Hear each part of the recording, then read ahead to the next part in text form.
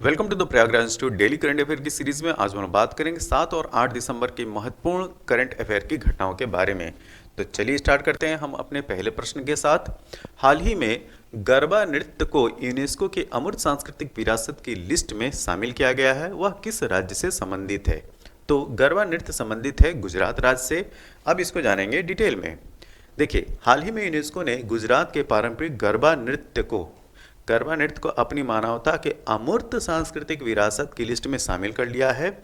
और गरबा नृत्य इस सूची में शामिल होने वाला भारत की 15वीं, ध्यान दीजिएगा, 15वीं अमूर्त सांस्कृतिक विरासत है। तो इधर जो है पूरी जो लिस्ट है वो दी गई है, जिसमें 15 भारत के यूनेस्को की मानवता की अमूर्त सांस्कृतिक विरासत सूची में शामिल हैं, उनका नाम दिया गया है। ठीक है, तो इधर जो है हम वर्ष देख रहे हैं और उधर जो है जो विरासत है, अमूर्त सांस्कृतिक विरासत, उन 15 का नाम दिया हुआ है। तो चलिए स्टार्ट करते हैं। देखिए, 2008 में वैदिक जप की परंपरा, इसको शामिल किया गया। 2008 में ही रामलीला रामायण की पारंपरिक प्रदर्शन, इसको शामिल किया गया।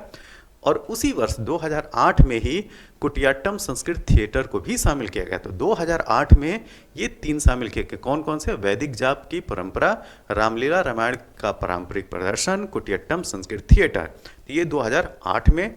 2009 की बात करते हैं तो इसमें रमन धार्मिक त्यौहार और गढ़वाल हिमालय का अनुष्ठान थिएटर शामिल किए गए। ठीक है, और इसी क्रम में अगर 2010 की अगर बात किया जाए तो 2010 में मुदियेट्टू अनुष्ठान थिएटर और केरल के नृत्य नाटक को शामिल किया गया। 2010 में ही कालबेलिया लोकगीत और नृत्य को जो शामिल किया गया, जो कि राजस्थान का नृत्य और क्या है, गायन है। 2010 में ही छऊ नृत्य कहाँ का है? छऊ नृत्य है झारखंड का। तो 2010 में छऊ नृत्य को शामिल किया गया। 2012 में लद्दाख का बौद्ध जप। 2013 में संकीर्तन अनुष्ठान गान ढोल और मणिपुर का नृत्य, इसको शामिल किया गया। ठीक है, तो संकीर्तन गायन जो है वो मणिपुर राज्य से संबंधित गायन है। 2014 में जंडियाला गुरु के ठठेरे, ठीक है, जंडियाला गुरु के ठठेरे, ठीक है, बर्तन बनाने का एक पारंपरिक पीतल और तांबे का शिल्प है, जिसको 2014 में शामिल किया गया है। 2016 की बात करते हैं। 2016 में योग को शामिल किया गया, ये ध्यान रखिएगा। ठीक है, 2016 में योग को। 2016 में ही नवरोज को शामिल किया गया। और 2017 में कुंभ मेला, ये बहुत इंपॉर्टेंट है। ठीक है, तो इसको जो है इंपॉर्टेंट में रखिए। कुंभ मेला को 2017 में शामिल किया गया। 2021 में दुर्गा पूजा, कोलकाता का जो दुर्गा पूजा है उसको 2021 में शामिल किया गया।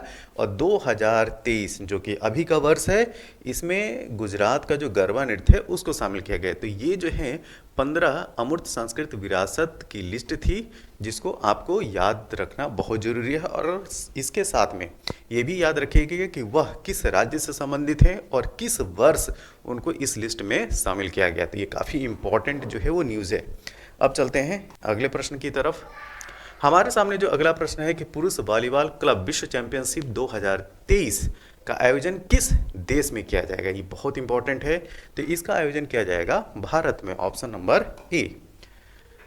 तो पुरुष वॉलीबॉल क्लब विश्व चैंपियनशिप 2023 का आयोजन जो है 6 से लेकर 10 दिसंबर तक बेंगलुरु, ठीक है, कर्नाटक का शहर बेंगलुरु, भारत के कोरामंगला इंडोर स्टेडियम में किया जा रहा है। और यह पहला मौका है जब यह प्रतिष्ठित टूर्नामेंट भारत में आयोजित किया जा रहा है। ठीक है, तो ये बहुत इंपॉर्टेंट है क्योंकि फर्स्ट टाइम जो है वो इंडिया में इसका आयोजन किया जा रहा है। और इस टूर्नामेंट टॉप 6 टीमें भाग ले रही हैं। ठीक है, तो टोटल जो है टीम संख्या है 6। और federation international D volleyball FIVB volleyball के सभी रूपों के लिए अंतर्राष्ट्रीय शासी निकाय है। ठीक है, तो जो इंटरनेशनल बॉडी है उसका क्या नाम है? Federation international D volleyball. इसका मुख्यालय स्विट्जरलैंड के, ध्यान दीजिएगा, इसका मुख्यालय जो है स्विट्जरलैंड के लॉसेन में है। ठीक है, लॉसेन या लॉजेन, ठीक, इसको ध्यान रखिएगा। तो यहाँ पे बहुत सारे जो इंटरनेशनल स्पोर्ट्स हैं उनके हेडक्वार्टर्स आपको मिलेंगे। ठीक है, तो स्विट्जरलैंड के लॉजेन में आपको क्या मिलेगा? इसका हेडक्वार्टर मिलेगा। अब चलते हैं अगले प्रश्न की तरफ। हमारे सामने जो अगला प्रश्न है कि तेलंगाना के नए मुख्यमंत्री, ये काफ़ी हाईलाइट रहा अभी जो हाल फिलहाल में जो चुनाव हुए हैं राज्यों में, उनसे उसके संदर्भ में। ठीक है, तो हाल ही में तेलंगाना के नए मुख्यमंत्री के रूप में किसने शपथ ली है? ठीक है, तो इनका नाम है अनुमुला रेवंत रेड्डी, इनको आप देख सकते हैं। ठीक है, ये हैं अनुमुला रेवंत रेड्डी, इनको जो है नए मुख्यमंत्री के रूप में चुना गया है। ठीक, तो तेलंगाना प्रदेश कांग्रेस कमेटी के अध्यक्ष अनुमुला रेवंत रेड्डी ने राज्य के मुख्यमंत्री के रूप में शपथ ली है और राज्यपाल तिमिली साई सुंदरराजन, ठीक है। तो ये जो गवर्नर है इनका भी नाम याद रखिएगा। गवर्नर का क्या नाम है? तेलंगाना के गवर्नर का नाम है तिमिली साई सुंदरराजन, ठीक है। तो तिमिली साई सुंदरराजन ने उन्हें पद और गोपनीयता की शपथ दिलाई। यहाँ पे एक चीज़ और हमने जाना कि किसी भी राज्य के मुख्यमंत्री के पद की शपथ कौन दिलाता है, तो वो उस राज्य के राज्यपाल, ठीक है, गवर्नर के द्वारा जो है शपथ दिलाई जाती है। तो इसको भी जो है पॉलिटी के हिसाब से याद रखिएगा। तेलंगाना राज्य के गठन के बाद वह प्रदेश के दूसरे मुख्यमंत्री हैं, ठीक है।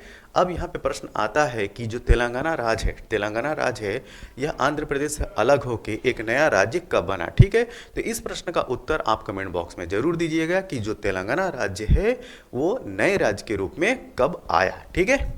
तो ये दूसरे मुख्यमंत्री हैं। तो इसके पहले मुख्यमंत्री कौन हुए?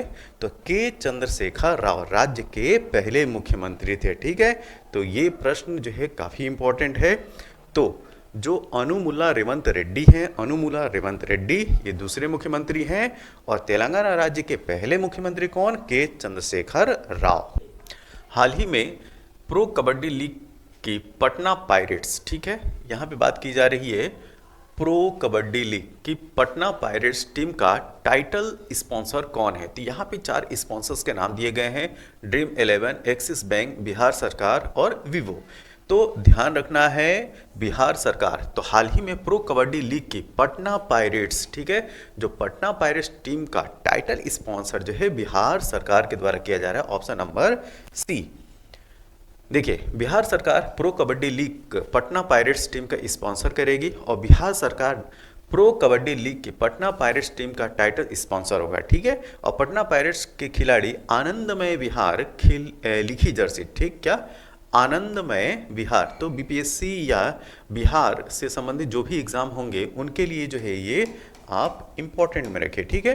तो खिलाड़ी आनंदमय विहार लिखी जर्सी पहनकर खेलेंगे। बिहार पहली बार किसी खेल का प्रायोजक बन रहा है। ये फर्स्ट टाइम है जब बिहार स्टेट जो गवर्नमेंट है वो किसी खेल को स्पॉन्सरशिप कर रही है।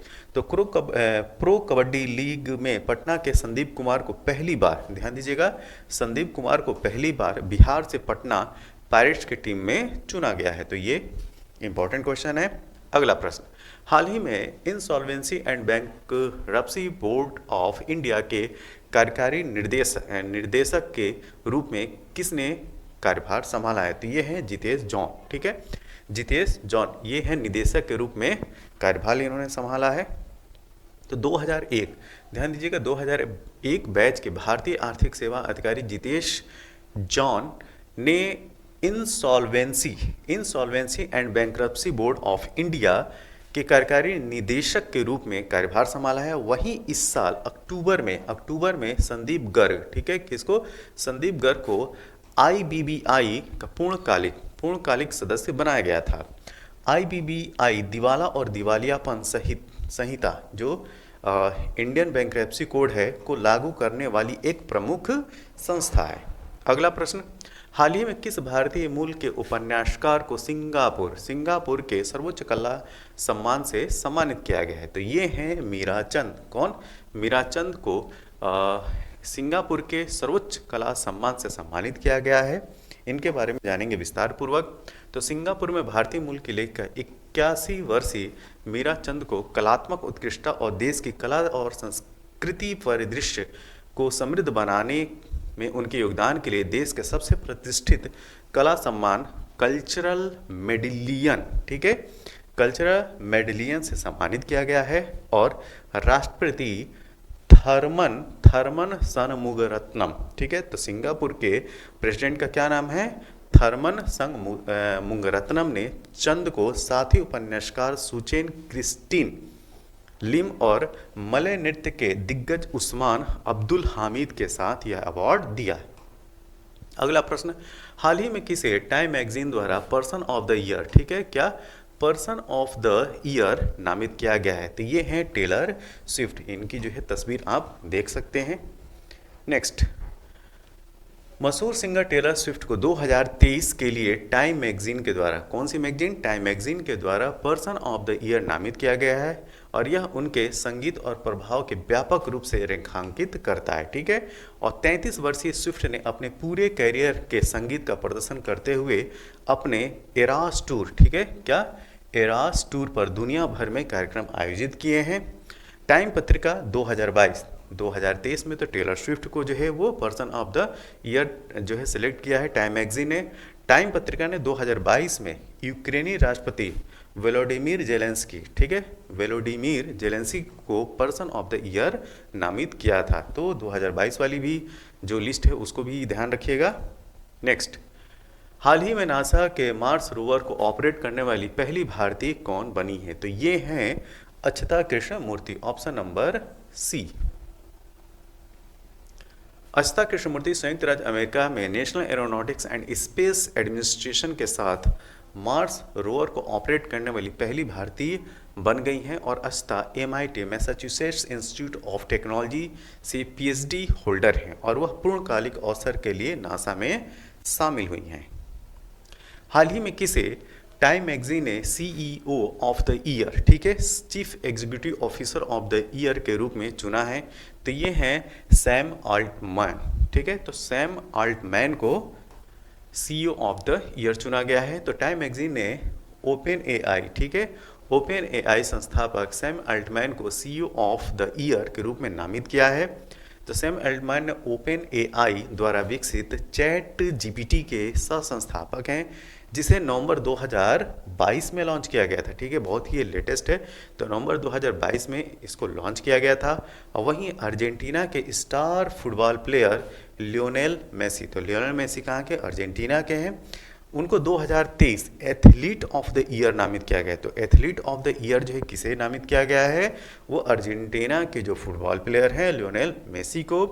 और टाइम मैगजीन के द्वारा सैम ऑल्टमैन को CEO ऑफ द ईयर चुना गया है। हाल ही में किस देश में स्थित मरापी, ठीक है, ये जो वोल्केनो हो काफ़ी हाईलाइट रहती है, मरापी ज्वालामुखी में ज्वालामुखी उद्गार हुआ है, ये आपको बताना है कि यह किस देश में है। तो ये है इंडोनेशिया में, ऑप्शन नंबर सी। अब जानेंगे विस्तार पूर्वक इसके बारे में।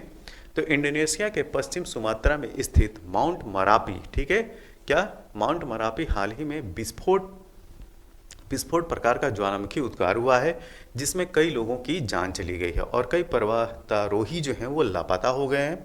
ज्वालामुखी जो उद्गार हुआ था वह 3 दिसंबर 2023 को हुआ था और इंडोनेशिया रिंग ऑफ फायर पर स्थित है जो एक अस्थिर टेक्टोनिक, ठीक है, एक जो अनस्टेबल टेक्टोनिक एरिया है।